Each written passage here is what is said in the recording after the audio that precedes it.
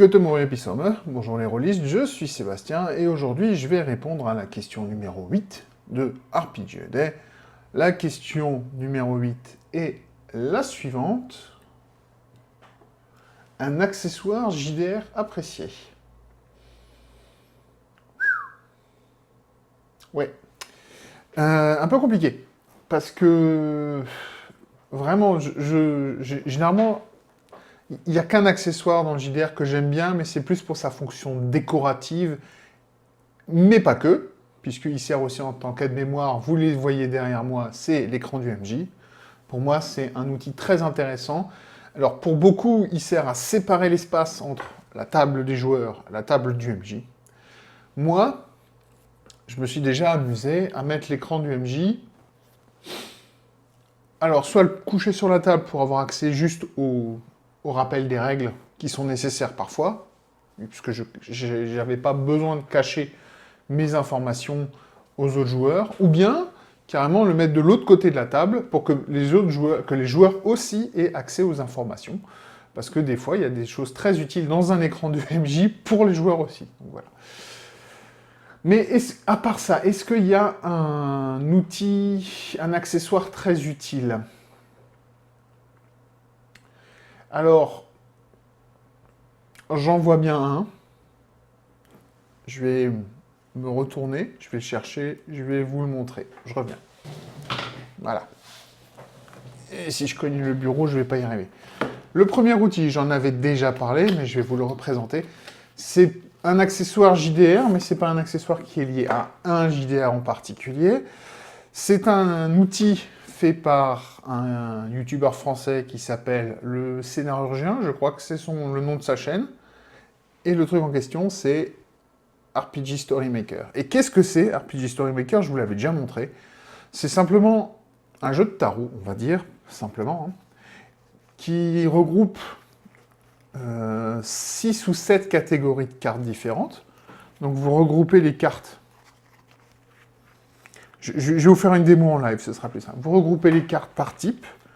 Donc vous avez un type de carte qui s'appelle l'accroche, un type de carte qui s'appelle le sujet, un type de carte qui s'appelle l'action, un type de carte qui s'appelle l'allié, ou les alliés d'ailleurs, un type de carte qui s'appelle menace, et un type de carte qui s'appelle bonus. Alors, juste pour vous montrer que je mélange un peu pour vous dire que c'est pas du tout préparé.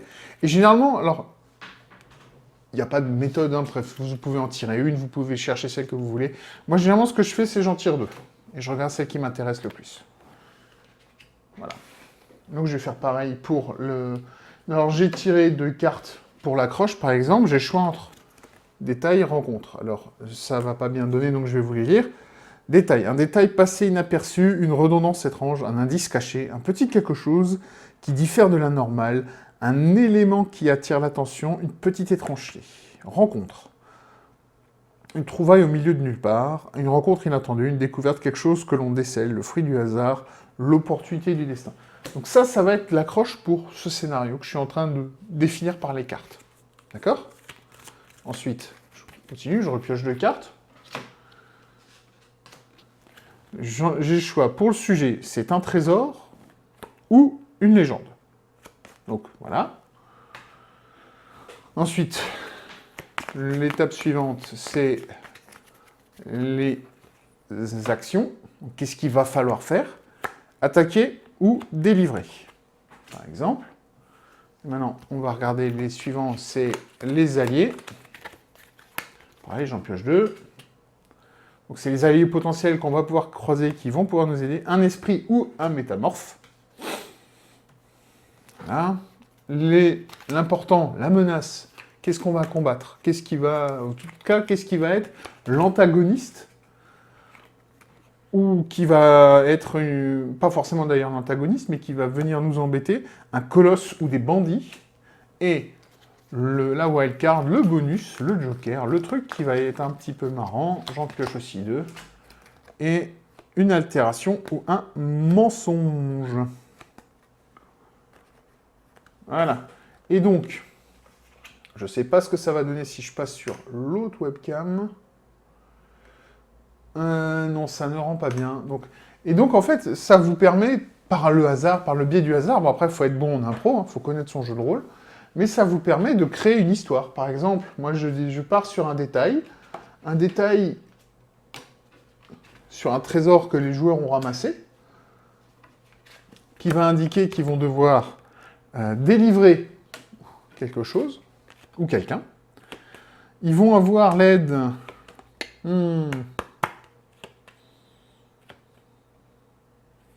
Pourquoi pas d'un esprit.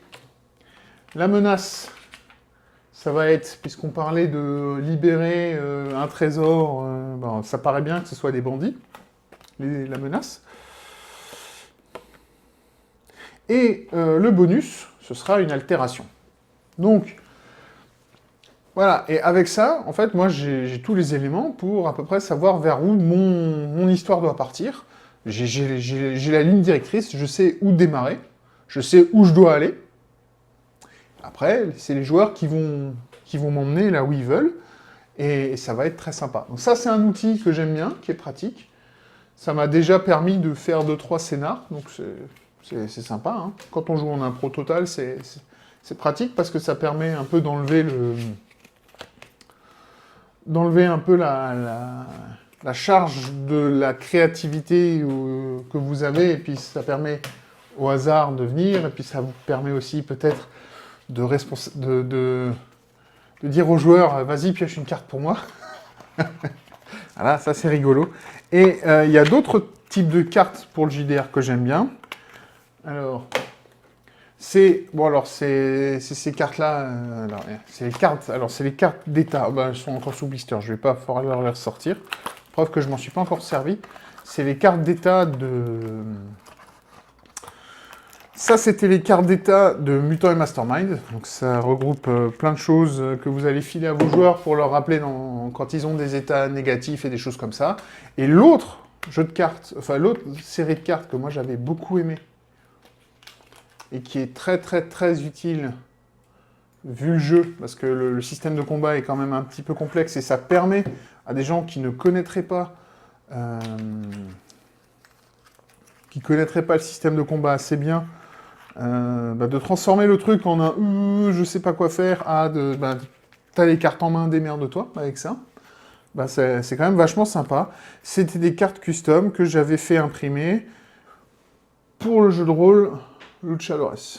Donc c'est un jeu qui est basé sur, comme son nom l'indique, la lucha libre, et même un genre cinématographique sud-américain qui est en gros les films des années 70 des grands catcheurs célèbres sud-américains qui ont fait des films, une série de films monstrueuses où généralement le grand héros se retrouve à combattre une menace, parfois complètement, souvent même, je devrais dire, complètement hors de ce monde, des vampires, une momie, des extraterrestres aussi, enfin bon, bref, c'est pas que des cons, c'est pas que des...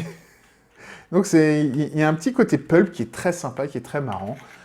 C'est un film des années 70, donc c'est généralement lent, l'action, et c'est pas l'action moderne, mais c'est vraiment très très sympa, et c'est vraiment fun. J'ai aussi trouvé des cartes, mais celles-là je les avais faites bricoler moi-même, c'est pour le jeu Warsaw, parce que le système de combat est un peu complexe, il faut choisir différentes actions.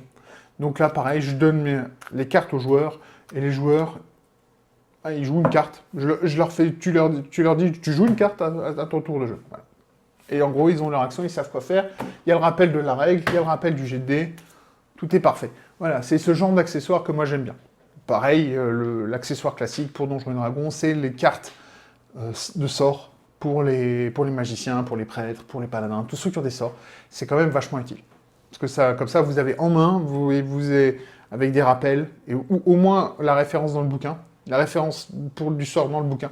Donc c'est vachement pratique, voilà. J'ai pris beaucoup trop de temps sur ce que je voulais discuter, sur ce point-là, je veux dire.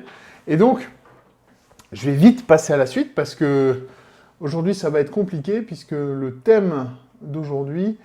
alors déjà, j'ai pas donné le mot-clé, c'est pas sympa pour ceux qui voudraient Le mot-clé, c'était accessoire.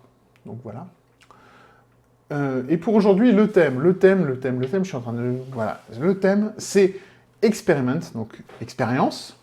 Et je vais prendre ma webcam toute pourrie, avec les cartes que vous voyez là. Je vais jeter mon dé. C'est un 4. Donc aujourd'hui, je dois inventer un objet qui est lié à une expérience. Un objet qui est lié à une expérience. Toujours dans mon univers, donc pour Silbertal, qu'est-ce que pourrait être déjà cette expérience? Parce que, alors, la réponse facile voudrait que ce soit une expérience alchimique, mais qu'est-ce qu'il a créé? Non, il n'a pas créé la pierre philosophale, ce serait trop facile. Qu'est-ce qu'il a créé?